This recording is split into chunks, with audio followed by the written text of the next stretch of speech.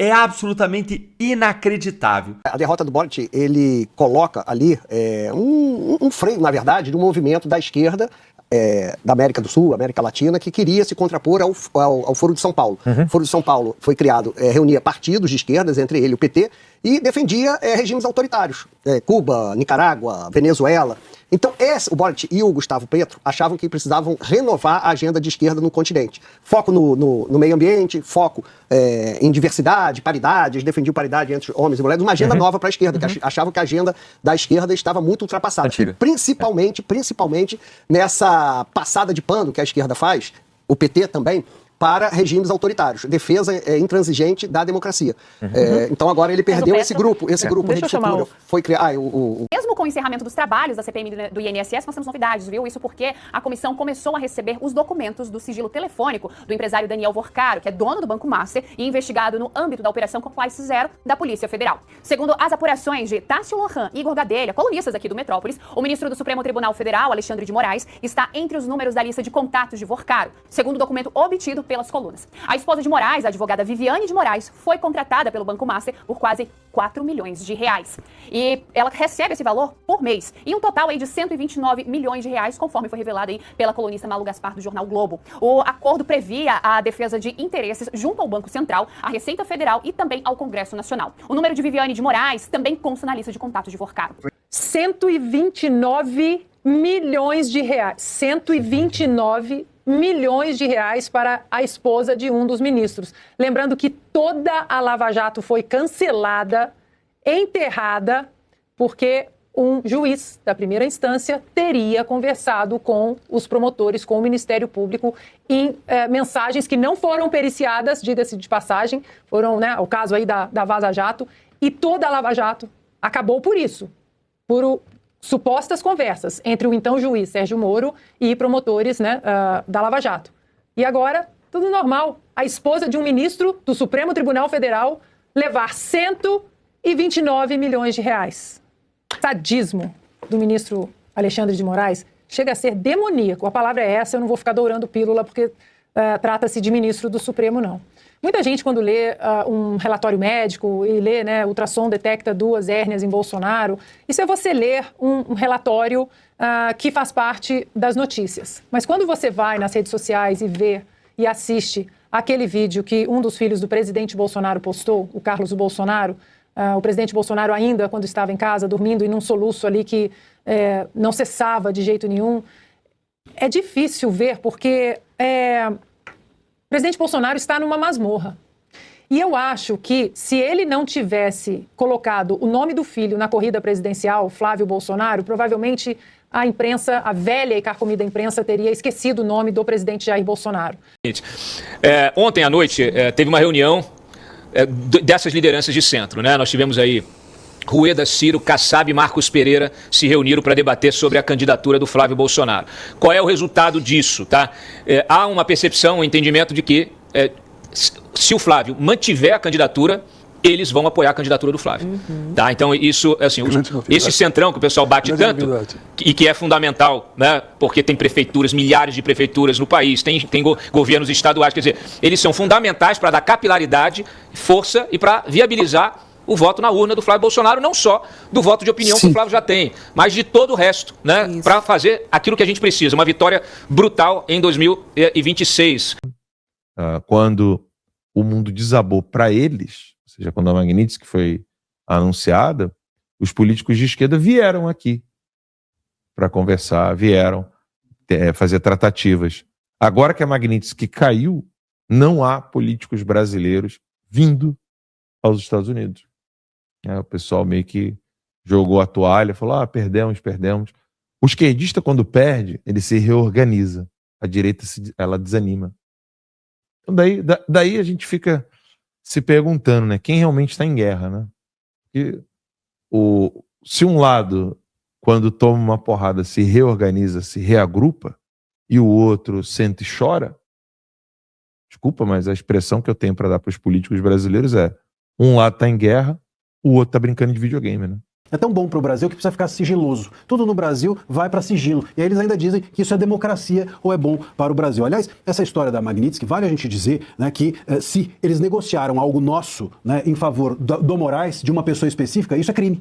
Isso é desvio de finalidade. Você usar o Estado, as coisas do Estado, para beneficiar alguém, o Moraes e sua esposa. Isso é crime. Aliás, fica uma dica para a oposição que poderia fazer uma CPI aí da Magnitsky, podia convocar o Mauro Vieira, ou sabe-se lá quem mais, os irmãos Batista, convoca no Congresso para ouvir, sabe-se lá como essa negociação foi feita. A gente tem direito de saber. Se negociaram algo nosso, eu tenho direito total de saber. É com pesar que declaro a derrota da democracia neste momento aqui na Câmara dos Deputados. Felipe G. Martins acaba de ser condenado na Suprema Corte desse país, provadamente inocente, com uma decisão sádica que utiliza provas que declaram e demonstram a inocência contra ele para declarar a culpa. Felipe Martins foi condenado por discurso de ódio. Felipe Martins acaba de ser condenado na Suprema Corte por discurso de ódio. E a prova, deputado Marcel, da Uber que nós da defesa trouxemos, olha o que nós estamos vivendo nesse país, a prova da Uber que nós trouxemos ao processo, que demonstra que ele não estava na reunião, essa prova é utilizada para condenar, dizendo que prova que ele estava na reunião.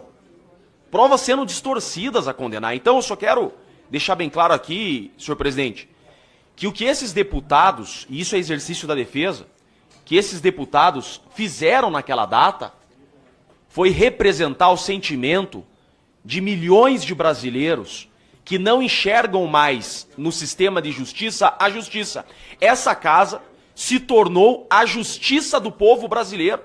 O povo enxerga nessa casa a única e a última possibilidade de resgatar a justiça. Quando não há mais como resgatar a justiça por meio do Poder Judiciário, quando o Poder Judiciário é injusto, o povo vê nos seus representantes a única esperança e expectativa de resgatar a justiça e combater a injustiça. Esses deputados aqui que estão sendo acusados, eles representaram naquele dia o sentimento de todos os brasileiros de que só o poder legislativo é que pode resgatar o que ainda resta de justiça nesse país. Então é com pesar que eu digo que retirar dos deputados o poder de representação é enterrar e assassinar por definitivo a democracia. A única coisa que resta ao povo brasileiro é ser ouvido. E esses deputados estão aqui sendo a voz dos brasileiros. Retirar a voz dos brasileiros é retirar tudo do povo. Retirar a possibilidade desses deputados serem a voz dos brasileiros é o assassinato da democracia e é literalmente entregar a chave do Brasil às mãos de uma tirania que se instalou e que nem mais a advocacia tem coragem de enfrentar.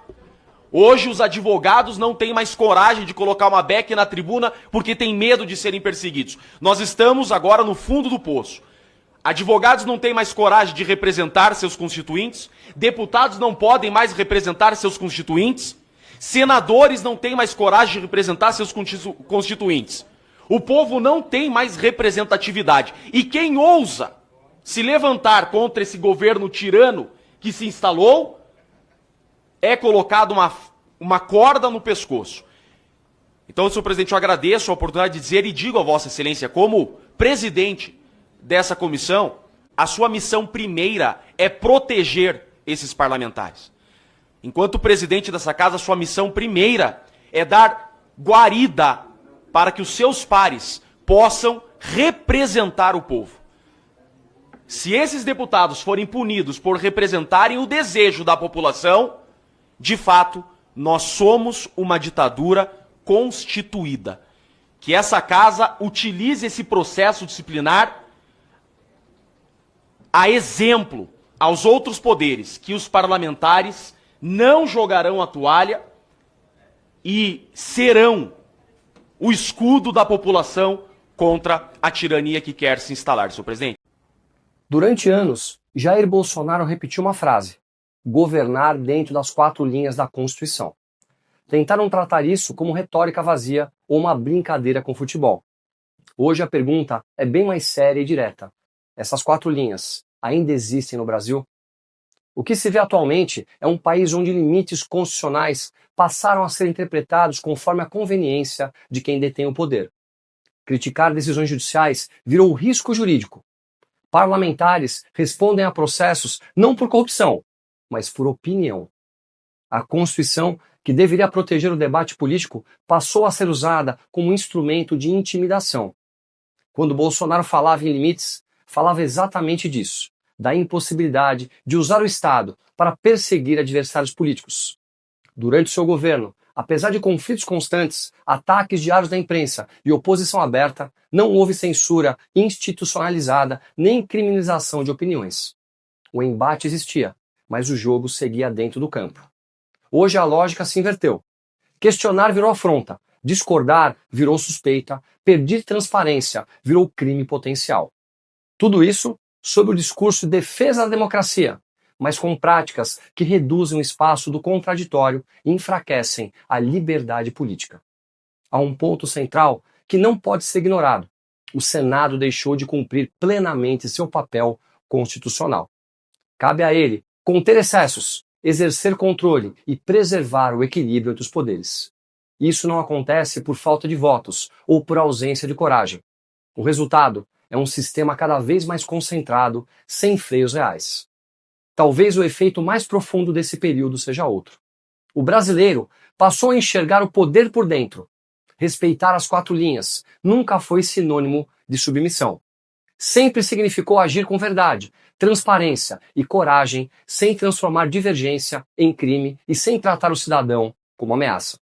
A pergunta permanece aberta e ela não será respondida por discursos oficiais, mas pelas escolhas feitas nas urnas.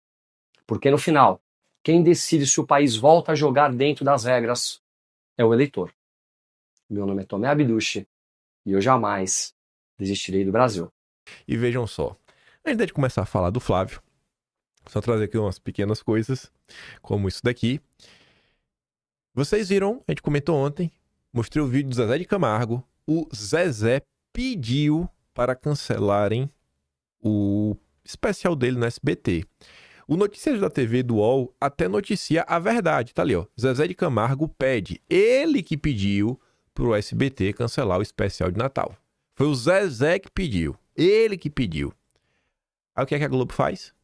SBT cancela especial de Natal de Zezé após cantor dizer que a emissora se prostituiu. Decisão ocorreu após o sertanejo publicar um vídeo com críticas à emissora. Peraí, a decisão ocorreu após o Zezé publicar um vídeo com críticas ou após o Zezé pedir para cancelar? A Globo vende a história de uma forma que é como se fosse o Zezé que foi cancelado, sabe? Não vamos te aturar, quando na verdade foi o Zezé que pediu para cancelar. Sabe? É um absurdo. A Globo vive de desinformação. A Globo um dia precisará ser responsabilizada, né, por tudo que ela fez, de preferência fechada. Mas enfim. Durante a entrevista pro Léo Dias, conversa vai, conversa vem, chegaram inclusive a levantar a possibilidade do Flávio Bolsonaro ter sua entrevista no SBT cancelada. Aí ao longo da entrevista, pegaram o telefone, ligaram pro Ratinho, falaram assim ao vivo, falaram, não, bicho, a entrevista tá mantida. E hoje até abriu um parênteses, a gente vai falar mais adiante, não sei nem porque já me viu a cabeça agora. Hoje é o dia que é a visita semanal do Flávio ao Jair, né? Extremamente democrático o Brasil, ele até vai falar isso no Ratinho, 30 minutos por semana. E eu acho bem importante, sabe? Eu acho que a saída do Flávio hoje, depois da repercussão de ontem, mais uma vez, levar essa energia positiva pro Jair, para ele ver que o sacrifício dele não tá sendo em vão. Mas vamos lá. Só mais uma informação também sobre o SBT, porque isso aqui vai fazer sentido com a primeira parte que eu quero comentar com vocês, que foi uma coisa que ele disse no Léo Dias. Eu acho que ficaria meio fora de tom falar sobre isso no SBT, né? O Flávio, ele foi convidado, a priori, para ir lá no SBT News e depois meio que foi desconvidado. Enfim, vocês devem lembrar, tava lá a festa da Demogracinha, Lula, Alckmin, Alexandre de Moraes. E aí a Patrícia Abravanel perdeu 200 mil seguidores após o evento com Dom Pedro III. Por que será, né? Eu acho que isso daqui, gente, assim, ó, 200 mil, sabe? Não é 10, não é 20, não é 30. Ontem eu tava na live, aí chegou um cara e falou assim pra mim, ó, Kim, queria te pedir desculpa. Por um tempo eu deixei de te seguir, mas no final do dia você é o analista que eu mais concordo. E eu falei com ele assim, falei, bicho, mas eu não acho que você tem que pedir desculpa nem nada, eu acho que você tá certo. Gente, eu falo pra vocês que as pessoas, né, elas não têm engajamento. Elas não têm. Elas usufruem. Porque o engajamento, o dono, são vocês. É a união das formiguinhas. E deixar de seguir uma pessoa, criticar uma pessoa, você só está exercendo a sua cidadania. É a sua ferramenta de pressão para falar quem você gosta e quem você não gosta. E às vezes, um sinal desse é para quê? É para ver se a Patrícia Bravanel, ela pensa duas vezes, né, no direcionamento que ela vem dando aí pro SBT. É isso. É o povo exercendo a sua cidadania, como se fosse no passado o pessoal for lá desligar a TV. Não vou desligar a TV, não vou mais assistir o SBT. É basicamente isso. Mas isso daqui ainda é melhor porque você pode continuar assistindo, mas você se desencraja. Só aqui, ó. Eu estou te passando um recado. Pense bem, sabe? Pense bem o caminho que você está seguindo. Ontem eu também comentei com o pessoal na live que a gente não celebra, às vezes, as pequenas conquistas. A gente, às vezes, vai tratando assim de uma forma tão normal. Isso daqui era possível há, sei lá, 10, 15 anos atrás. 10, 15 anos atrás, essas celebridades nem perfil rede social tinha. Nem rede social tinha. 10, 15 anos atrás, isso aqui não era nem possível. A gente tá falando até da Dona Rosa também na live. Gente, 10, 15 anos atrás, quando é que uma senhora de 71 anos de idade, pessoa comum, né, do Recife, ia ter condições de falar pro Brasil todo, se o Brasil todo quisesse ouvi-la? Sabe? E essa movimentação, ela só cresce na direita. Esse tipo de coisa só acontece na direita. Quando é que a esquerda vai lá e passa um recado desse? Nunca. É porque a esquerda já virou institucionalizada. Mas o tempo passa, o tempo inteiro, o engajamento se mostra onde? Na direita. Que segue aí abraçando o sentimento do povão. Eu acho que no frigir dos ovos, a direita segue numa crescente. Por mais que persigam, por mais que tentem fazer de tudo, eu acho que a perseguição não tá adiantando não, viu? Tá adiantando não, viu? Mas vamos lá. Deixa eu ver só como eu botei o início. Esse aqui já. O The Corrupt colocou um recorte lá do início da fala do Flávio, junto com o Léo Dias, falando o seguinte, né? O Flávio, ele expõe como a neutralidade virou veto político. Flávio Bolsonaro não foi desconvidado por acaso. O argumento era evitar constrangimento e não gerar manchetes. Na prática, o que se evitou foi o contraponto. Ao explicar o episódio do SBT News, Flávio deixou claro: pluralidade não é esconder conflito, é permitir o debate. Quando um canal nasce dizendo que não tem lado, mas inaugura sua história com um discurso único, isso não é jornalismo, é escolha editorial. Flávio foi direto, sem histeria, sem ataque pessoal. Disse que apertaria a mão de Lula, mas não a do algoz de seu pai e de centenas de brasileiros perseguidos sem motivo. Separou divergência política de perseguição institucional, algo raro no Brasil de hoje. Pegando exatamente essa frase aqui em vermelho, né? Separar divergência política de perseguição institucional. Eu gostei muito desse tipo de postura, porque é a única regra que eu tento aplicar para a vida. Eu também não apertaria a mão do Lula, mas eu entendo do que ele está falando, né? Não Lula enquanto pessoa, mas enquanto representação de um cargo, o cargo do presidente da República, ponto final. Enquanto pessoa, não, sabe? Esquece o Lula, você não tem para que falar com ele. E eu falo para você, gente, a minha única regra é saber se eu converso ou não com alguém é o seguinte: você apoia ou apoiou perseguição, sabe? Esteve envolvido nisso? Não? Então, ok, a gente pode até conversar, irmão. Eu vou entender divergência política, mas perseguição não dá. E o mais revelador, Flávio não falou em vingança, falou em fé, perdão, maturidade política. Quem tentou tirá-lo de cena para não atrapalhar o roteiro, acabou ajudando a revelar como o sistema funciona quando alguém foge do script. E quando o bastidor aparece, o discurso pronto perde força. E mais de 100 mil pessoas ontem estavam acompanhando o Flávio. Números que até então estavam restritos a Jair Messias Bolsonaro, né? Parece. Até esse daí o Flávio tá herdando um pouquinho. Mas vamos aqui ouvi-lo. Hoje eu tô empolgado hoje, viu? Mas vamos lá.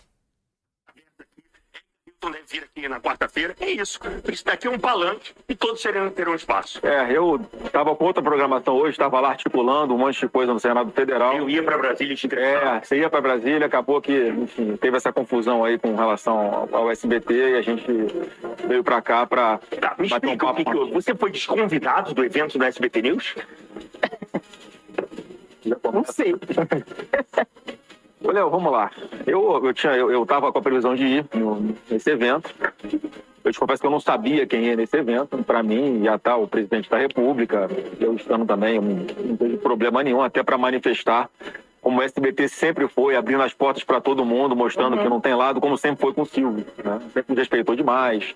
Você tem a história do Silvio junto com o Lula também lá atrás, enfim, lá atrás todo mundo achava que o Lula era uma coisa, depois ele se mostrou outra, veio o Bolsonaro, o Silvio nos recebeu sempre muito bem também. E, assim, estava tudo pronto, eu estava em São Paulo para outras agendas, conversando com o mercado pessoal do mercado financeiro. No dia seguinte na sexta-feira tinha o lançamento, a abertura desse SBT News. Eu estava convidado, preparado para ir, aí recebi um contato explicando que podia causar algum constrangimento, isso tudo, não queriam que esse antagonismo Lula e Bolsonaro prevalecesse nas manchetes no dia seguinte, porque era algo muito bacana que eles estavam fazendo, criando um novo canal de TV aberta, de notícias. Então, já entendi. Entendeu, Ricardo? Não tem problema. Não é para eu ir. Aqui você não tá vendo a imagem, né? Eu te mando lá no Telegram todos esses vídeos, você pode ver. Mas mesmo com áudio, você percebe que tem umas pausas, né? Que você vê que é aquela típica fala de quem tá falando e pensando ao falar, para evitar cair em pegadinhas e tudo mais. Mas você vê assim que, cara, por mais que ele pare para pensar, são pausas rápidas. Às vezes eu demoro mais pensando o que eu vou falar para não criar algum problema para mim mesmo, né? Diante da democracia brasileira. Mas demora um tempo considerável. Eu falo aqui, olha, pensa, olha para um lado, olha para o outro, e falo assim, deixa eu costurar aqui um caminho que eu possa falar do assunto, sem desgastar o SBT, sem brigar com ele, sem nada. Todo mundo fica de boa. Vamos voltar. E assim, eu fiquei assim, na hora eu fiquei um pouco chateado. Mas aí depois, quando eu vi o que tinha acontecido naquele evento, me explica. Olha, virou um lugar para dar palanque para uma pessoa que está, a pretexto de defender a democracia, está acabando com a democracia. Um discurso mentiroso, uma narrativa falsa. Eu acho que um canal de TV, quando é aberto, não tem que ser palanque político para ninguém. E acabou virando um grande comitê político de um dos lados, como se todo mundo tivesse de olhos fechados, olha, para o que está acontecendo no Brasil, com perseguições políticas, com interferência de um poder sobre o outro o tempo inteiro. Quer dizer, uma falta total de bom senso, né? Então, assim... Mas, senador, o SBT também já não foi palanque para o seu pai, o seu Jair Bolsonaro, quando era presidente? Naquela época não foi um palanque também? Não foi palanque só para ele, foi palanque para todo mundo, né? Como tem que ser uma televisão, como tem que ser o seu canal aqui. Você abriu falando que tá aberto pro outro lado também. Sempre foi isso. Eu fiquei um pouco chateado, mas depois eu entendi que Deus estava me protegendo, que eu não participar daquilo que aconteceu. Deixa eu criar uma situação hipotética, já que você não foi. Se você estivesse lá, quem você cumprimentaria e quem você não cumprimentaria? Olha, eu acho que eu sou uma pessoa educada. Você apertaria a mão do Lula? Eu apertaria a mão do Lula, não tem problema nenhum. Agora, eu não apertaria a mão do algoz, do meu pai, de tantas centenas de outras pessoas, né, que são perseguidas por ele de graça, né? Você refere-se ao Alexandre de Moraes, eu tô pedindo a Deus para me preparar, porque eu tenho recebido muita mensagem, Léo, de pastores dentro da minha própria igreja, que esse é o momento de reavivamento da população. Você vê uma garotada aí buscando Deus, buscando a igreja, é um momento de perdão, de tirar a palavra vingança da testa. Eu juro que eu tô pedindo oração para conseguir em algum momento olhar para uma pessoa como Alexandre de Moraes, né, e perdoá-lo. Eu acho que esse é o objetivo meu. Agora, vamos lá. Tá aí, né? Mandou benzaço. Seguindo a linha só de comentários ligados ao Estado Democrático de Direito, que aí foram vários, né? Tanto lá no Ratinho, quanto também no Léo Dias. Não peguei todos, né? Peguei alguns. Aí saindo da metrópole, indo pro Ratinho agora, né? Botou um terno, sem gravata, foi mais despojado. A Pri coloca assim, né? Na lata, Flávio Bolsonaro respondeu o Ratinho e mandou a real no SBT. Cara, eu posso ter lado. você pode ter lado. Quem não pode ter lado é o juiz. E esse tem sido o nosso problema no Brasil. Que sim, esse é o grande problema. Cadê? Aqui, vamos ver. Ótima boa noite pra todo mundo, boa noite pra plateia maravilhosa que tá aqui. Eu acho que eu posso ter lado, você pode ter lado, quem não pode ter lado é juiz. Tem sido um problema no nosso Brasil, mas peço a Deus que toque o coração das nossas autoridades, porque ninguém aguenta mais tanta confusão, a verdade é essa. A gente tem que focar nos problemas reais da população, como é o Bolsa Família, e no Bolsa Família eu vou fazer igual fez o presidente Bolsonaro. Como é que o atual governo faz? Eles mantêm as pessoas dependentes do Bolsa Família. Como é que o Bolsonaro fazia e a gente tem que voltar a fazer, Ratinho? Ele dava uma porta de saída, falava assim, ó, se você arrumar um emprego, você que tá no Bolsa Família, se você arrumar um emprego, você vai ficar mais 2 anos recebendo o Bolsa Família, mais do seu salário e mais R$200. O governo vai pagar para você arrumar um emprego, para que a pessoa possa se acostumar a viver do emprego e não depender mais do Bolsa Família. Então, o nosso sonho é esse, abraçar aquelas pessoas que precisam receber o Bolsa Família. Diga-se de passagem, antes da pandemia, era R$190 em média, tinha mulheres que ganhavam R$50, e o presidente Bolsonaro colocou no mínimo R$600, porque com competência tinha dinheiro no caixa para poder fazer isso, não tinha desvio em estatais, né? Não tinha governo ficar botando 20 bilhões no caixa dos Correios de volta por causa da incompetência e da roubalheira que acontece lá. Então, Ratinho, a gente tem que tratar as pessoas com dignidade e o Estado dá uma mão, dá uma alternativa para que ela possa caminhar com as próprias pernas e não dependam mais de político nenhum na sua vida. Você achava que ele só falou do judiciário e já emplacou o Bolsa Família. De bobo ele não tem nada, né? De bobo não tem nada. Anteontem eu tava aqui falando que por mim focava só em 4 assuntos a campanha toda. Até peguei o recorte que eu dizia infraestrutura, né? Transporte público, segurança e moradia. A gente vai chegar lá. Aí, outro momento, o Clark colocou aqui, né? O Ratinho pergunta como será a convivência com os ministros lá de cima, do Olimpo. E Flávio responde mostrando o óbvio, algo que em uma sociedade onde a cultura da normalização dos absurdos se instalou, muitas vezes já não se entende ou sequer se reconhece. Ele deixa claro que o cumprimento da lei é fundamental e que cada poder precisa permanecer no seu devido lugar para que exista harmonia e uma verdadeira democracia. Exatamente o oposto do que estamos vivendo hoje. Cara, tá sensacional. A quantidade de gente que eu vi assim, bicho, o que é que tá acontecendo? Assim, gente, perfis diferentes, de bolhas diferentes. Todo mundo se elogiando a oratória do Flávio. Tem uma coisa assim que quando você assiste assim, não a fotografia, que você assiste assim um recorte, mas você vê assim o filme, você fala, bicho, esse cara que típico político que consegue falar e o povo consegue entender? Mas vamos olhar isso aqui. Eu vou repetir a pergunta. Como é que, caso o senhor seja eleito, como é que o senhor vai lidar com o Supremo? Eu sempre tive uma relação respeitosa. Eu da família, enquanto meu pai foi presidente da República, eu sempre busquei distensionar essas relações. Então, conheço pessoalmente a grande maioria deles. Eles me conhecem com a minha forma de trabalhar. Eu acredito mais uma vez que a solução está na política. A lei tem que voltar a ser cumprida nesse Brasil. Não dá para o Congresso Nacional tomar uma medida lá, por exemplo, de acabar com o IOF em cartão de crédito, que foi o que o governo Lula aumentou o IOF. O Congresso vai, derruba, não. Chega de imposto. Ninguém aguenta mais imposto. É tesouraço nos impostos, como eu pretendo fazer. Vai ser tesouraço nos impostos, tesouraço na corrupção. Entra na minha rede social, @Flávio Bolsonaro, que vocês verão como. É dessa forma que a gente tem que voltar a fazer a legislação ser cumprida, Ratinho. Porque hoje a gente tem um Congresso que está amedrontado, está preocupado com as coisas que são feitas ali parece que precisa deixar as pessoas amarradas de alguma forma para ter o controle sobre o legislativo. A gente está discutindo um projeto de lei que trata de anistia, já virou dosimetria, quer dizer, uma redução das penas, e quem está impondo o que pode ou não pode ser aprovado é o ministro do Supremo. Isso é uma interferência de poder. A gente tem que ser muito... De bobo, de novo, ele não tem nada, né? Ele começa a falar, aí já traz um exemplo de IOF, cartão, o povo paga, né? Imposto, mostra quem tá jogando junto, e o que ele vai fazer o contrário, tá falando, vai na minha rede social.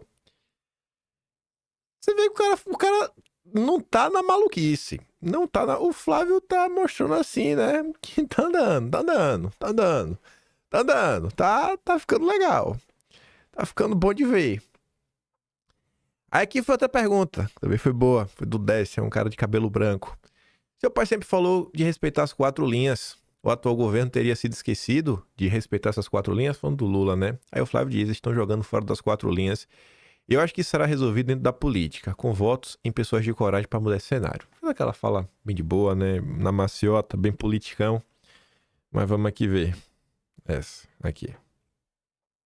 Ouvia seu pai falar, quando ele estava no cargo de presidente da República, ele sempre falava que o país estava dentro das 4 linhas da Constituição. Claro que essas 4 linhas a gente sabe que é uma eterna e facílima referência aos campos de futebol, mas eu sempre fico me perguntando se por acaso essas 4 linhas a que ele se referia, não as verdadeiras, teriam sido esquecidas pela nova administração que o país tem.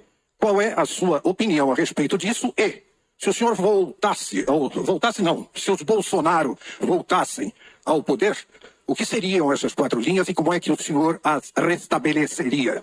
Décio, eu acho que o país não vive hoje respeitando as 4 linhas da Constituição.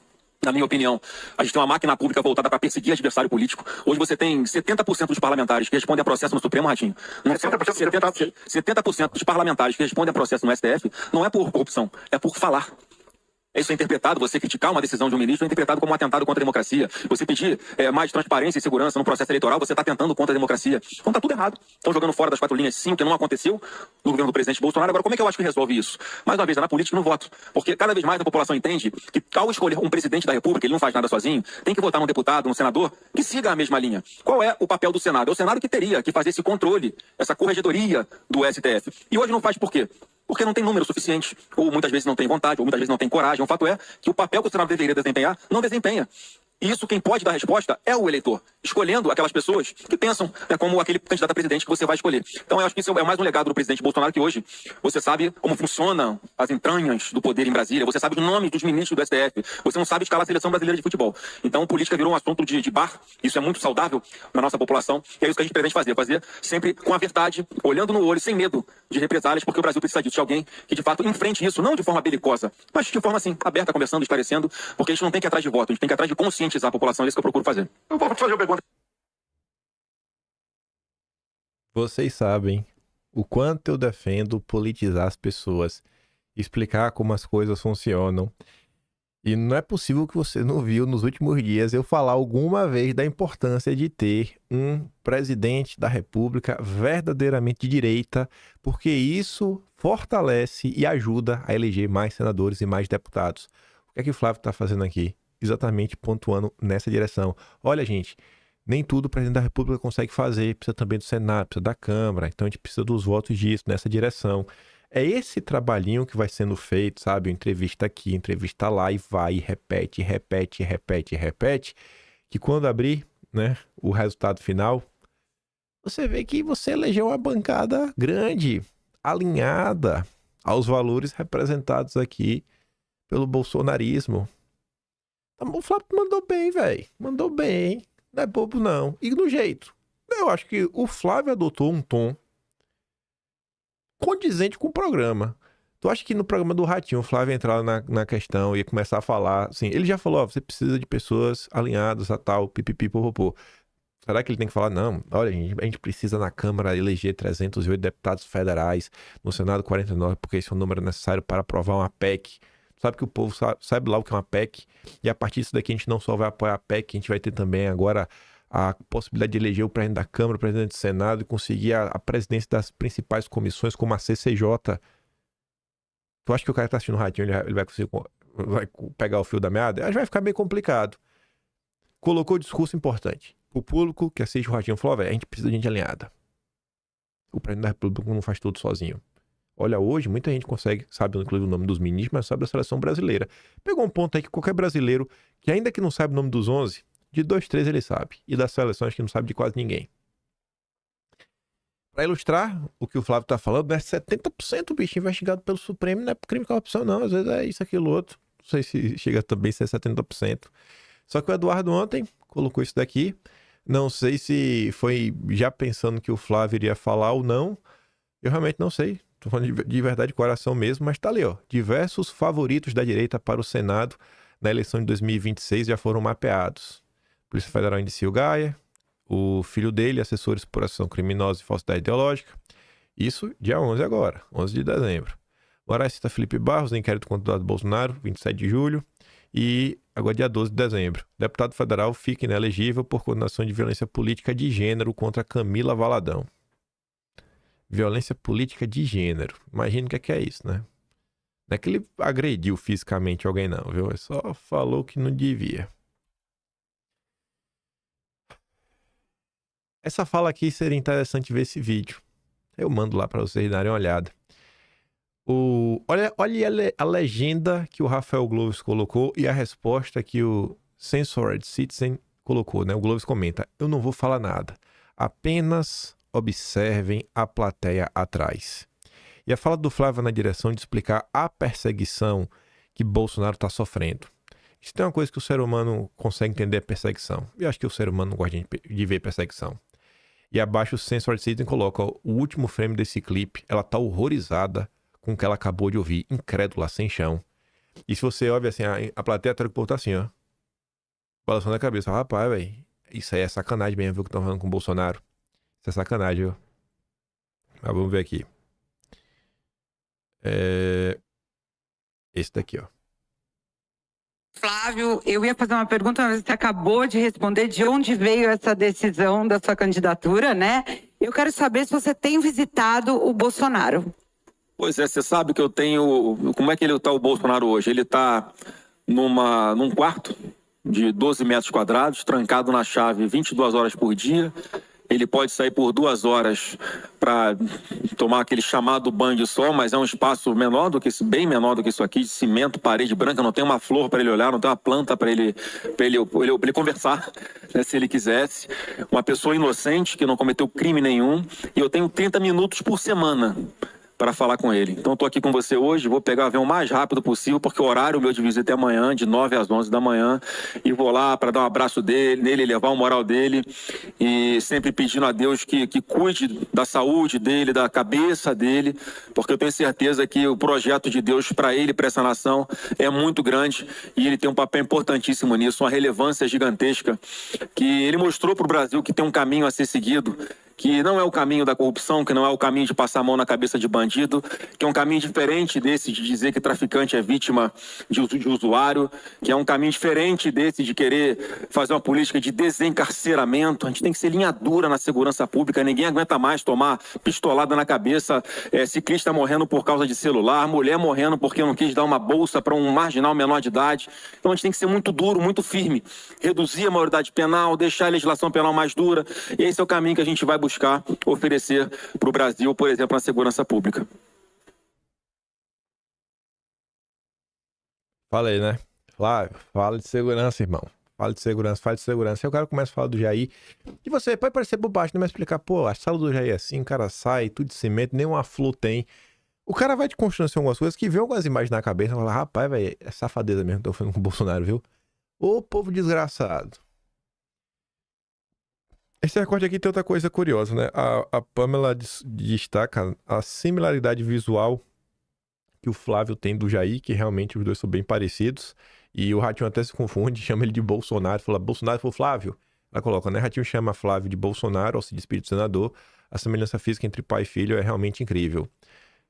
Aí ele fala um tiquinho a mais. Esse vídeo aqui é curtinho. Fez com esse dinheiro 134 mil casas populares. Você que está hoje no aluguel, saiba que o roubo nas estatais pode estar inviabilizando que você tenha a sua casa própria. Então é essa comparação que o povo precisa entender e dar valor a um governo que vai zelar pelo dinheiro dos nossos impostos, que não é dinheiro público. O dinheiro tem dono e é o povo brasileiro. Bolsonaro, um abraço, Flávio. Um abração para você, dá um abraço ao seu pai. Bolsonaro, um abraço, Flávio. E o que é que ele fala antes? O que é que ele tá falando no finalzinho antes de encerrar? Habitação. O que eu tava falando do dia? Eu falei, eu até peguei o recorte aqui do que eu mesmo disse. Eu falei, gente, assim, por mim só coloca 4 pautas. Aqui, ó, 40 e poucos segundos. Eu sou favorável a todas as aparições, todas, sem exceção, focar em segurança pública. Segurança pública, segurança pública. Não dá mais, não dá mais, não dá mais, não dá mais. Além de segurança pública, transporte público. Vai mudar e vai fazer o quê? Além disso, infraestrutura para o país. O que será feito? E além disso, para não ficar muita coisa, 4 coisas só. Habitação, moradia. Como o brasileiro comum, como o povo vai conseguir quitar uma casa? Eu não quero que o brasileiro consiga ter um financiamento. Eu quero que o Brasil consiga ter uma casa. ter o financiamento é uma coisa, ter uma casa é outra. Eu quero que as pessoas tenham uma casa. O que é que ele tava lá falando? O povo tem uma casa, que o dinheiro aí que está sendo desperdiçado das estatal, prejuízo, roubo, corrupção, seja o que for, cara, dá para construir um monte de casa pro povo. Tem que construir a casa mesmo, Flávio. É passar pano? O cara literalmente tá falando o que eu tô pedindo, velho. Fala assim, eu só queria um presidente que falasse isso. Tá ali. Aí depois, segurança pública. De novo. Vê lá o Sérgio malandro. E aí? Bandido bom é bandido morto, Flávio. Gloob, gloob. E ele já falou, irmão. Bandido bom é bandido morto. Tá achando o quê? Bandido bom é bandido morto. Olha, o bandido que enfrenta a polícia tem que ser neutralizado mesmo. E o policial que mata ou que neutraliza esse marginal que tá armado com um fuzil, ele não tem que ser investigado, ele tem que ser condecorado. Porque graças a Deus, Sr. Serginho, a gente ainda tem pessoas nas nossas polícias que se dispõem a colocar a vida deles em risco pela nossa. Quem já sofreu um assalto aqui, quem já passou por uma situação de ser vítima disso, tudo o que pede é para ficar vivo. Essa pede a Deus para ficar vivo, em primeiro lugar. Em segundo lugar, para ter um policial perto, para poder defender essa pessoa. Então a gente tem que proteger esses servidores públicos, essas pessoas da segurança pública. Tá? Então, assim, bandido bom é bandido morto se ele estiver desafiando os nossos policiais, como aconteceu no Rio de Janeiro recentemente. Um monte de cara armado de fuzil na mata de madrugada. Não estavam fazendo turismo. Estavam ali esperando a polícia chegar para matar o policial, para defender aquilo que eles acham que é o território deles. Então essa mentalidade a gente tem que encarar com coragem, com firmeza. Aí sim é para ser radical nessa pauta da segurança pública, porque foi assim que deu certo em todos os lugares do mundo. Acabar com a impunidade. Agora veja. Como é bom, né? Você tem um político que, assim, nem treme na hora de falar de segurança pública. É bandido bom, é bandido morto. Se for pra cima da polícia, tem que ser neutralizado. E quem tem que ser condecorado é o policial. Acabou. Não tem tempo pra discussão, não tem vergonha, não tem medo, tem nada. Nada. Esse daqui foi um dos que mais me pegou em termos, assim, da comunicação oratória do Flávio. Ele vai falar sobre o Brasil, trabalho e tudo mais. Vamos sobre pegar na mão das pessoas pra ajudar, pra andar pra frente, pra gente resolver. E ele pega o Ratinho pela mão. Vem aqui, Ratinho, me dê a mão aqui. É aquela coisa que acho que o cara que tá assistindo, o cara, sabe, o povão, eu acho que olha e fala, rapaz, eu tô entendendo o que o Flávio Bolsonaro tá tentando falar. O Clark até colocou assim, ó. O Ratinho faz uma pergunta bem interessante sobre empresários brasileiros que estão tendo que sair do Brasil para não perder suas empresas, ou melhor, para não ter que pagar as altas taxas de impostos. Flávio, com uma visão empresarial, diz que além de cortar imposto, assim como feito o governo do seu pai, é preciso também pegar a molecada, colocar na vida, né, de estudos e tudo mais, enfim. Um discursinho padrão. Cadê? Esse aqui. Indo caminho da Bolívia também, né? Estão saindo do Brasil, estão colocando suas empresas. Primeiro estão indo para o Paraguai. Agora pegaram o caminho da Bolívia. Eu não sei por que o caminho da Bolívia, deve ser por causa de imposto também.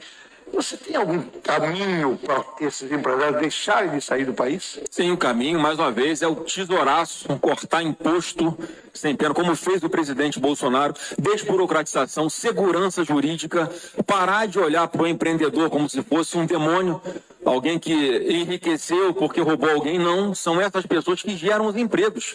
Quem tem que gerar emprego não é o poder público, não é o presidente da República, o poder executivo. É aquele empresário que arrisca o seu dinheiro para abrir um negócio, e ali é que você começa a gerar emprego. E mais, Ratinho, a gente tem que pegar, o meu sonho é transformar pela educação. Como é que a gente vai fazer isso? Porque tem aquela molecadinha que vai para a beira do crime, que é ruim, ali tem que ser pau, linha dura, lei para eles, mas a grande maioria dessa molecada que está em escola pública, por exemplo, dá aqui sua mão. Cara, eu quero pegar na mão dessa molecada, a gente vai trazer desde o ensino básico, vamos andar, até chegar o cara ter a carteira de trabalho dele ou a própria empresa.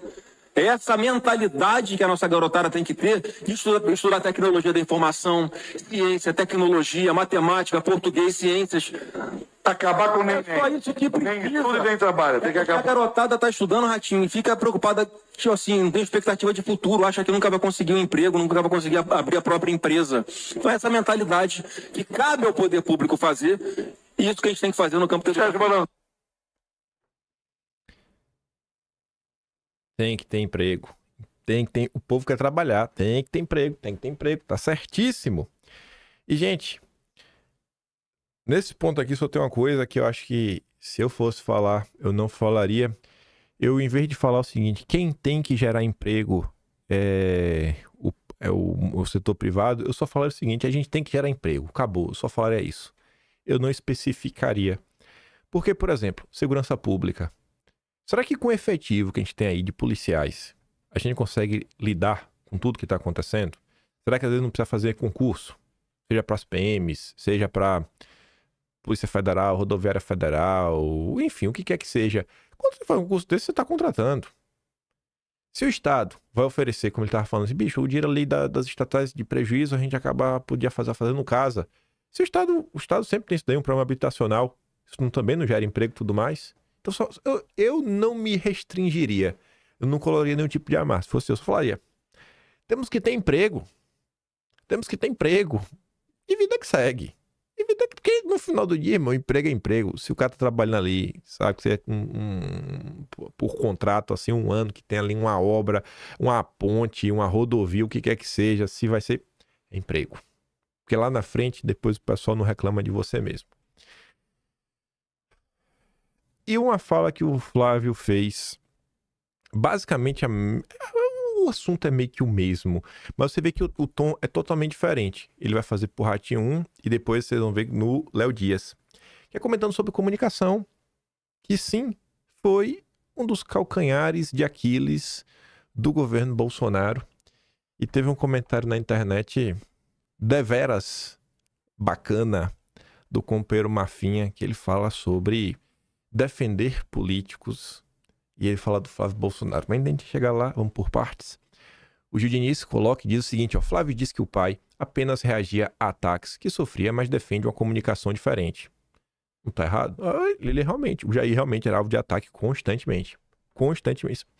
Qualquer pessoa com o mínimo de honestidade percebia isso. Enfim, ao responder sobre as diferenças em relação ao pai, Flávio afirmou que Bolsonaro foi muitas vezes incompreendido porque reagiu aos ataques constantes da imprensa, o que acabava sendo distorcido como agressão ao ataque institucional. Segundo ele, a principal mudança que ele faria na forma de comunicação, mais direta, menos reativa, com diálogo, destacando que sempre teve bom relacionamento com jornalistas, que a imprensa também tem responsabilidade em reduzir as tensões para a desumanização política e contribuir para um ambiente democrático mais saudável com respeito às diferenças.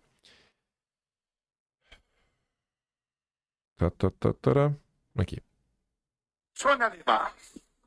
Boa noite, Flávio. Boa noite, Tudo bem? Meu amor, deixa eu te falar. Desculpa falar, meu amor. O senhor, vamos tratar com todo respeito. O senhor acabou de dizer, né, que faria como o seu pai em relação ao Bolsa Família. Teria alguma coisa que você faria diferente do seu pai caso seja presidente? Olha, eu acho que ele era muito incompreendido várias vezes. Ele falava algumas coisas de uma forma quase sempre reagindo, tá, Sônia? Mas que acabava sendo deturpado, interpretado como se fosse uma agressão, um ataque institucional. Eu acho que o que eu melhoraria é a comunicação. Eu acho que é uma coisa que eu faria diferente. Eu estou na vida pública há 22 anos, sempre tive um excelente relacionamento com a imprensa, respeito muito o trabalho dos jornalistas que trazem à luz coisas que muitas vezes os porões ali do poder omitem. E aí o que a gente pede, mais uma vez, acho que a imprensa também tem um papel importante no distensionamento de todo esse atrito, porque, invariavelmente, pelo menos com a gente, é o tempo inteiro buscando uma coisa ruim para falar, desumanizando as figuras como a do presidente Bolsonaro. Então, acho que todo mundo tem um pouquinho de responsabilidade, pode dar sua cota de contribuição e melhorar o nosso convívio respeitando as diferenças. Fala, padrão, bem de boa, respeitar as diferenças, bem institucionalzão, mas falando, pô, a gente tem que melhorar isso, vou fazer minha parte, espero que o outro lado também faça. Já no Metrópolis, ele abordou a mesma coisa, sob outra ótica, o próprio Léo Dias que coloca esse recorte. Já vou dar play aqui já na sequência. Porque ele fez tanta coisa boa e comunicou errado. Então, mas é o se a perfil gente dele. pedisse para o senhor apontar um erro estratégico do governo Bolsonaro. Não, eu acho que esse... Não é do Bolsonaro, mas do governo Bolsonaro. Um erro. Qual foi o maior erro? Para mim foi a comunicação mesmo. A comunicação. Porque ele fez tanta coisa boa e comunicou errado e acabou que a população entendeu de uma forma diferente, ou ele deu motivo para distorcerem o que ele estava falando. Olha, a maior fake news dessa campanha foi aquela de ele simulando falta de ar na pandemia, como se ele estivesse zombando das pessoas com doença. E aí você vai ver o vídeo, era o contrário. Ele estava brabo com o ministro da Saúde, porque o ministro da Saúde falava, ó, espera sentir falta de ar para depois ir para o hospital. Aí ele fez aquilo, vai esperar ficar desse jeito para ir para o hospital? Não! Vai logo, sentiu o primeiro sintoma, vai para o hospital logo, para ver se o médico não faz algum tratamento que vai salvar a sua vida. Vai esperar ficar sem falta de ar e ir para o hospital para morrer? Não. Mas às vezes usar as palavras erradas. Entendeu? Mas aí você vê como é que pega um recorte. Pega um recorte. O que vale hoje é muito recorte, mas amanhã. Tá aí, né? Léo Dias, entrevista mais longa, com tempo, aí dá pra entrar em exemplos específicos do caso, aí vai indo. Eu sei que o Mafinha falou algo que eu ainda não tinha parado pra pensar, e eu acho que é real. O Mafinha falou assim, ó, eu sou bastante acostumado a militar. Ou como vocês falam, eu sou acostumado a passar pano, né? Eu passo pano por sincericídios de Bolsonaro. Principalmente porque eu sei que esse é o jeitão do Jair, e gostamos deles assim. Do Jair assim, né? Eu mesmo tenho nada do que reclamar. Mas que é difícil às vezes porque a quantidade de gente desmentindo, falando a mesma coisa, você tentar explicar, fica até parecendo, não é possível. De novo você vai passar pano pra Bolsonaro? Só que a Mafinha fala o seguinte, né? O Jair a gente faz, já estamos craque. E olha, e às vezes até complicado. Já com Flávio, amigo, 100% fácil. Bem trabalhado, né? O discurso do Flávio crescendo, ficando cada vez mais organizado e com a eleição limpa, ou seja, ou não tão suja assim, né? Cara, ele tem chances totalmente reais. Até agora, gente, tudo que vem se mostrando, sei lá, de todas as entrevistas que o Flávio deu, teve algum momento que a imprensa conseguiu distorcer alguma coisa do Flávio? Se você parar pra ver, o Flávio já deu assim umas 3, 4 grandes entrevistas, né, de repercussão no Flow, agora no Léo Dias, Ratinho, teve a da Record. Teve alguma coisa assim que a imprensa meio que distorceu para tentar prejudicar o Flávio. Então ele vem conseguindo se expressar, falar sobre tudo, sem nenhum tipo de cisânia, sem dar pano pra manga, enfim, né? Vai dar trabalho pra Globo. Vai dar trabalho pra Globo distorcer, viu? A Globo distorcer vai dar trabalho, não tá dando pano pra manga. Enfim, coisas que me alegram bastante. Mas vamos continuar, que tem coisas também animadoras, como isso daqui que eu coloquei logo no início. A Malu Gaspar colocou uma matéria, essa matéria no frigir dos ovos é até um pouco mais ampla. Só separei esses 2 parágrafos, depois tem um comentário do Renato, e aí eu falo um pouco mais. Amplio a questão, que eu duvido que o Valdemar só esteja vendo isso. Isso daqui é pouco na cabeça do Valdemar.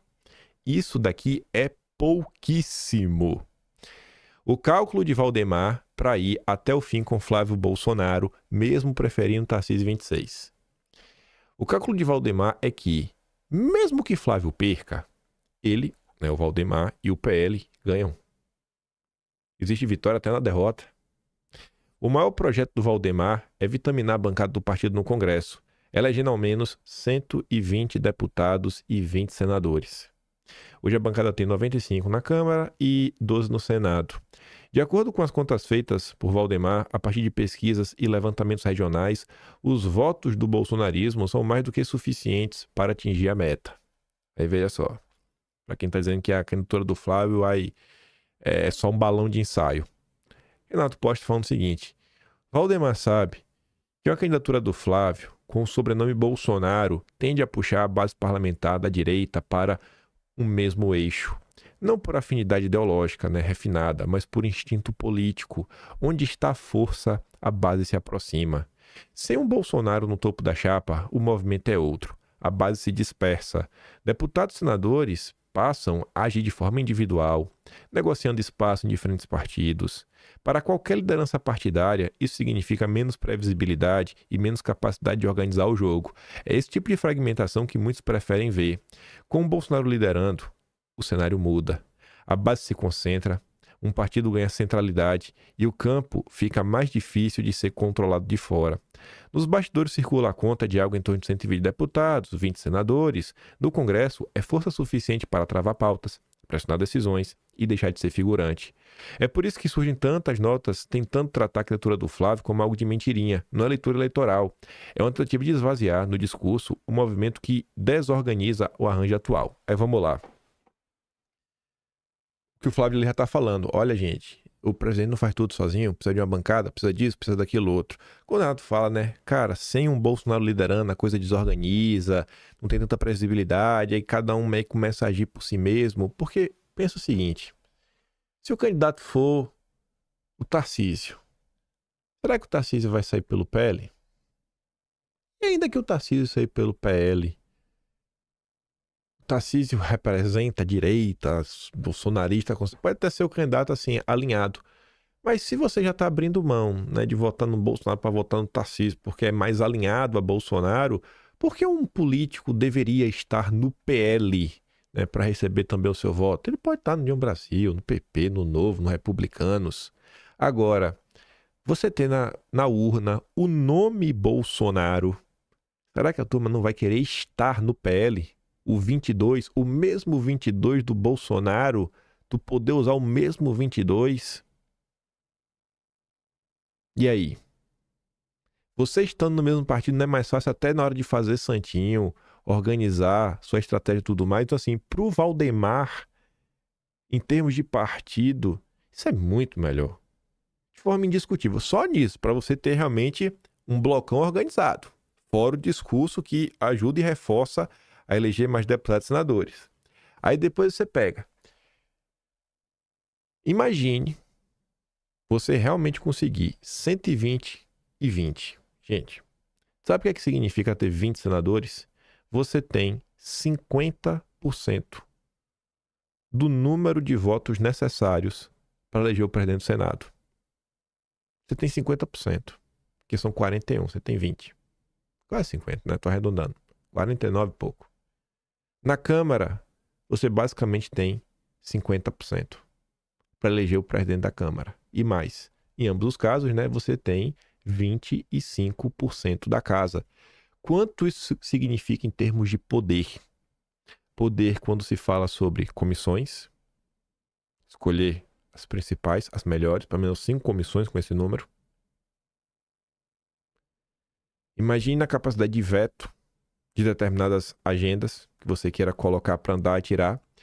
A Câmara, vez ou outra, ela também tem, né, os seus cargos, não só cargos da mesa, mas cargos, por exemplo, o TCU, às vezes quem indica é alguém da Câmara. Imagina você ter 120 votos para escolher e influenciar na nomeação de um TCU. Aí imagine essa mesma força a nível estadual. Tu acha que o Valdemar é esse direitista bocó, boca aberta? Tu acha que o Valdemar até as contas nos estados já não está fazendo?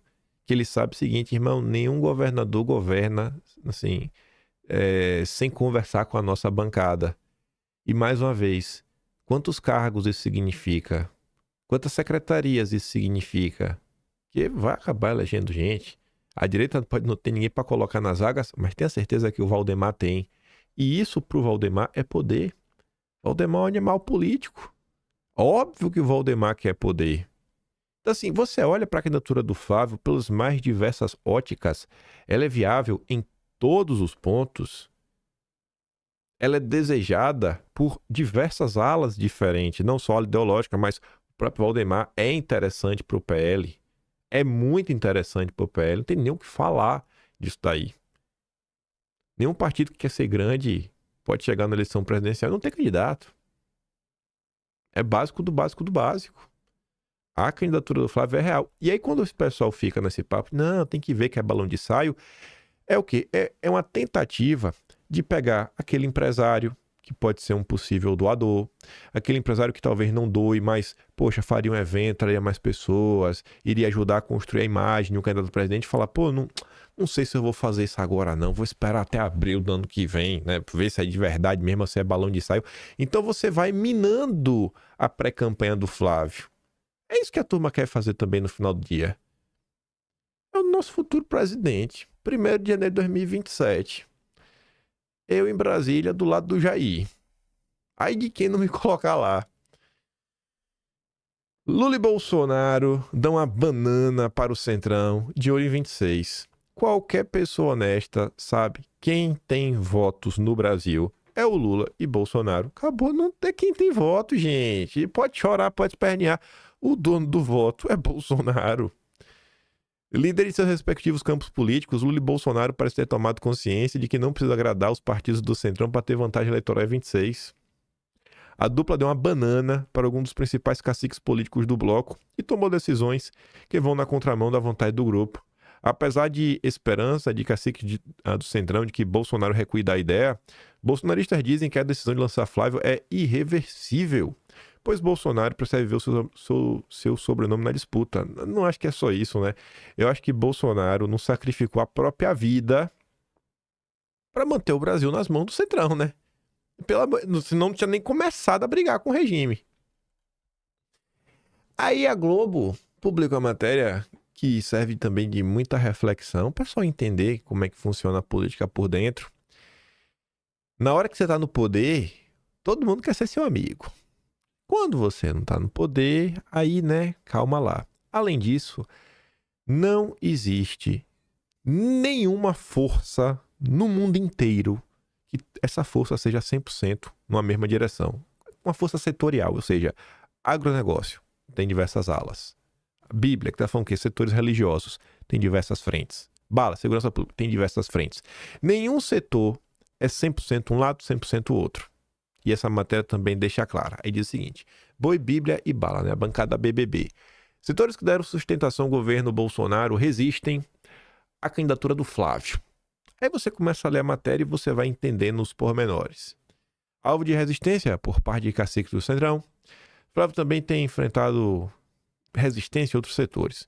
Representantes do agronegócio, líderes evangélicos, integrantes da bancada da Bala, né, de segurança pública, colocam em dúvida a capacidade eleitoral do Flávio para impedir a reeleição do Lula.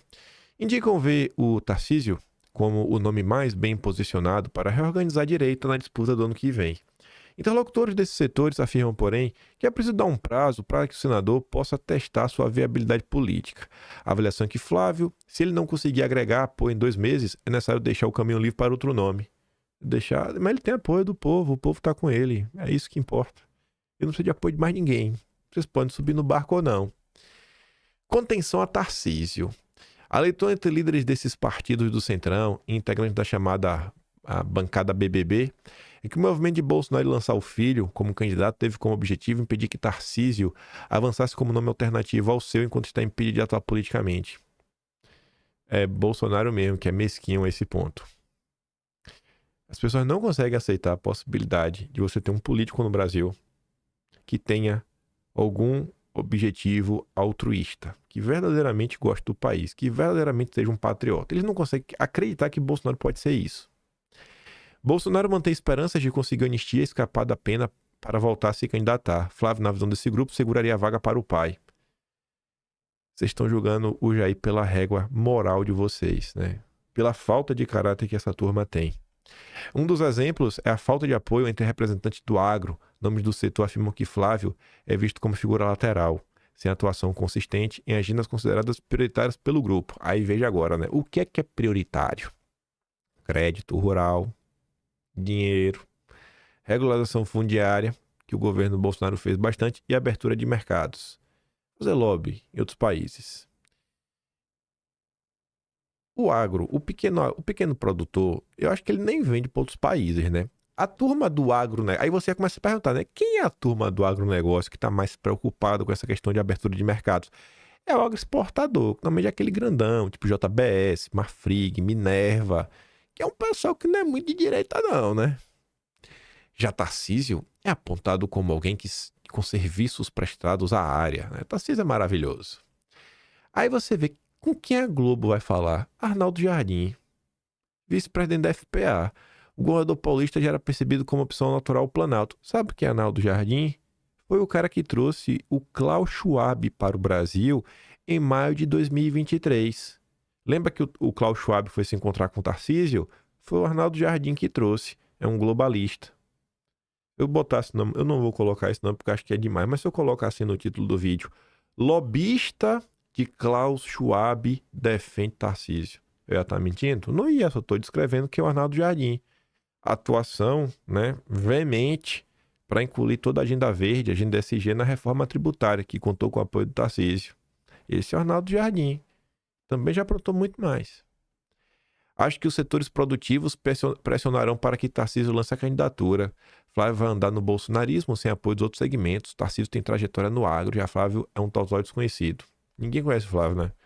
Eu não sabia nem quem ele era até mês passado, diz Arnaldo Jardim. Para se contrapor esse discurso, o Flávio tem procurado empresários do ramo e integrantes da bancada para dizer que seguirá a política do governo do pai, que interrompeu assentamentos sem terra, por exemplo. Aí vem o Evaí Melo, que aí você pega agora um deputado, aí olha que safadeza. Na hora de falar quem é o Arnaldo Jardim, a Globo diz, né? Vice-presidente da FPA. Tá, só isso. Só diz um cargo que ele ocupa. Já quando vai falar do Evaí Melo, Flávio tem o legado do pai, a experiência no Senado e boa formação. São credenciais que devem ser usadas para abrir portas. Diz Evaí Melo. Aí fala o cargo dele? Não. Deputado mais ligado ao bolsonarismo. Tu vê como são as coisas? Por que não fala que Arnaldo Jardim, ligado a Klaus Schwab e aos lobistas brasileiros que atuam para dar suporte à violação de direitos humanos, ditadura, censura? Fala assim, pô, do Arnaldo Jardim. É imprensa. É imprensa. É manipulação do início até o fim. Para falar que a candidatura do Flávio não é viável. Aí diz que mesmo entre evangélicos, segmento que o Bolsonaro se sai melhor, a ex-primeira-dama aparece na frente, segundo a pesquisa aí do Ipsos IPEC. Enquanto Lula lidera com 38% no total do eleitorado, seu desempenho cai para 26% entre evangélicos. Nesse recorte, ele fica atrás da Michelle, que teria 32%, que aparece como o nome mais competitivo da família. No cenário que Flávio é testado como herdeiro político do pai, ele sobe de 19 para 25 entre evangélicos, que coloca empate técnico com Lula, né, mais atrás do desempenho da Michelle, reforçando a leitura de líderes religiosos, que é ex-primeira-dama, quem mantém maior capacidade de mobilização desse público. Beleza, vocês podem discutir à vontade, mas acabou a discussão já? Podemos agora começar a fazer campanha? Já está decidido, porque ainda até é o Flávio. O de vocês fazerem lobby, tentar emplacar o candidato de vocês foi, sei lá, meses atrás. A decisão já foi tomada. Acho que ficar enchendo o saco, falando linguiçada, não vai para lugar nenhum. A resistência ao nome do Flávio também é percebida na bancada evangélica no Congresso. Ao longo da semana, a Globo procurou seus integrantes. 7 deputados defenderam a candidatura, enquanto outros 23 sob reserva fizeram críticas. A maioria evitou responder publicamente. A bancada evangélica do Congresso é tão preocupada com a cosmovisão cristã do mesmo jeito que a FPA está preocupada com o agro. A FPA está para o agro como a bancada evangélica está para o mundo de Deus, né? Preocupação zero. Aliado político do líder da bancada do PL, né, do Sóstenes, Silas Malafaia, foi um dos que criticaram a pré-candidatura do Flávio. Aí sobre o Silas em específico, eu vou chegar lá no Silas. Ficou aqui, já coloco isso aqui no meio do caminho. Era para comentar, eu queria falar do Silas Malafaia. Deixa eu começar essa coisa, depois eu volto essa notícia. Aí Renato compartilha falando o seguinte, né? A família Bolsonaro, pô, não depende desse tipo de chancela para existir politicamente. Ela não surgiu como construção setorial, nem como consenso de cúpula. O bolsonarismo surgiu do povo, do eleitor. Por isso a tentativa de enquadrar a disputa como um teste de viabilidade, né? Isso diz mais sobre a ansiedade do sistema do que sobre a força real do bolsonarismo. A verdade é uma só. O sobrenome Bolsonaro, como cabeça de chapa em uma eleição presidencial, não faz a fila andar. E todos esses setores possuem candidatos preferidos, prontos para ocupar um espaço caso a fila se movimente. Se tira o Tarcísio, é um novo governador, é um novo vice, novas composições, talvez até mudança no Senado. E mexe no tabuleiro no Brasil todo. A fila começa a andar. Está explicado qual agro que torce o nariz pro sobrenome Bolsonaro. Ali, ó. BTG sai da Faria Lima e enfia a bota no barro. BTG quer virar o banco do agro até 2030. Olha aí o agro. O agro que quer abertura de mercados. Olha aí o agro, ó. É o agro. Confia no agro. O agro é pop. Aqui ficou até... Vou botar aqui. Isso aqui ficou fora de ordem. Nem vou comentar isso aqui hoje. Só para comentar do Silas Malafaia. André Sadia já tinha dito isso. Que pessoas do PL estavam procurando Silas Malafaia para convencer Bolsonaro a desistir do Flávio e emplacar o Tarcísio. A Veja reforça. Silas já escolheu o nome que vai para a presença 26. E diz que o nome é Tarcísio. É o nome do Silas. Ele não não patrocina a candidatura do Flávio Bolsonaro, segundo a imprensa vem comentando. Aí o Vilimil comenta, eu espero que o Silas Malafaia venha desmentir o que algum aliado falou para a revista Veja. Até agora, ele não desmentiu. Já se passaram 2 dias. O Gil Diniz, carteiro reaça, comenta sobre isso, falando o seguinte, né? Eu leio que Silas Malafaia declarou apoio a Tarcísio para a presidência da República. Ora, Tarcísio já disse que será candidato à reeleição em São Paulo e que apoiará Flávio por ser leal ao Jair. Já que estão pressionando o Tarcísio, né, todos os dias, rapaz, seria interessante ele assinar um documento afirmando categoricamente que não vai ser candidato à presidência em 26. Não é melhor assim? Aliás, aqui em São Paulo, os que dizem que Flávio não tem chance de vencer em 26 são os mesmos que afirmavam que Tarcísio não teria chances. A maioria desses apoiaram Rodrigo Garcia do PSDB, mas hoje juram amor e fidelidade ao governador. Aqui depois a gente comenta que aí seria mais coisas. Para encerrar o vídeo com essa, era para ter comentado ontem, mas não ia dar tempo. Tinha muita coisa pra... Isso aqui, vários aqui tinha que comentar ontem. Tem mais coisas também das últimas horas.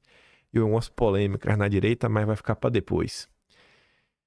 Em Minas Gerais, o Novo pegou o seu candidato, que era o Matheus Simões, tirou do Novo e colocou no PSD, para fazer um conchavo. A mesma turma que fez campanha ferrenha contra o Kassab e o PSD nas eleições municipais de 2024, desapareceu. Pois apareceu. Não pergunte onde eles estão. Ó, não pode perguntar. Aí, bicho, você vê o Chiquinho, Jeffrey Chiquinho. Meu Deus do céu, onde é que surgiu esse cidadão? Tava lá no Twitter, né? Temos que unir a direita. É momento de união. O pior é que essa união nunca é em torno, sabe, do bolsonarismo. É sempre em torno do Partido Novo e dos interesses do Partido Novo, né, Chiquinho? Aí tá ali, ó. Não farei oposição, mas Flávio Bolsonaro não terá meu palanque. Vai ter não. Pronto, é o brabo. Flávio não terá em mim um adversário jamais, mas obviamente não vou fazer campanha para ele, vou fazer campanha para Zema. O governador, a propósito, escolherá o vice de Simões na disputa estadual. Será um correligionário de Zema no Novo. Simões trocou a sigla pelo PSD para ter uma estrutura mais robusta de fundo partidário eleitoral. Parece, gente, que tem algum objetivo, sabe, algum compromisso real dessas pessoas com o país. O pessoal fala tanto da importância de Minas Gerais, né, o swing state brasileiro, o estado aí que quando pesa um plano todo, normalmente decide a eleição. Cadê a união da direita, gente? Cadê a união da direita? O Matheus Simões, ele é do Novo. Ele só tá no PSD porque o Kassab não ia apoiar. É pra fechar de vez e até tirar o Pacheco aí do meio de campo. Ele foi lá pro PSD. Cadê a união da direita? Cadê o Chiquini? Cadê Deltão Dallagnol pra dar um enquadro e falar, não, irmão, o nosso candidato é o Flávio. Cadê, gente? Depois quem divide a direita sou eu, né? Tá bom. Deus tá vendo. Enfim, tem muito mais coisa pra gente comentar. Aí vai que tinha muita coisa do Tarcísio e depois algumas polêmicas, tanto de rede social, como de políticos também. Mas a gente comenta depois. A campanha tá indo bem, viu? Já tô vendo a gente falando, nossa, tá passando aquele feeling assim de 2018, naqueles programas bem popular, povão, falando que precisa ser dito. 1º de janeiro de 2027 a gente de novo, viu, na presidência da República. Vai ser uma confusão, vai ser um caos. O Flávio vai receber um país quebra. O PT quebrou o país, né? Meu Deus do céu. Que Deus ilumine a direita, viu? Porque o trabalho vai ser grande. Enfim. Eu fico por aqui. Se você gosta do meu trabalhinho, quiser ajudar um pouco mais, passar no mesmo canal, tem um botão de valeu, tem um Patreon na descrição e tem um Atlas Brasileiro, kimpen.com, já está disponível de outubro, desde ontem. E todos os vídeos que eu dei play, foram vários, eu vou mandar todos no Telegram. Se você quiser pegar, mandar pra alguém, mandar pra um amigo seu, conhecido, tá link na descrição, pega lá, já baixa o recorte, manda no WhatsApp, onde tu quiser. Por hoje é isso. Vejo vocês amanhã e fiquem com aquele grande beijo, abraço, tamo juntos. Valeu, meus amigos. Fui!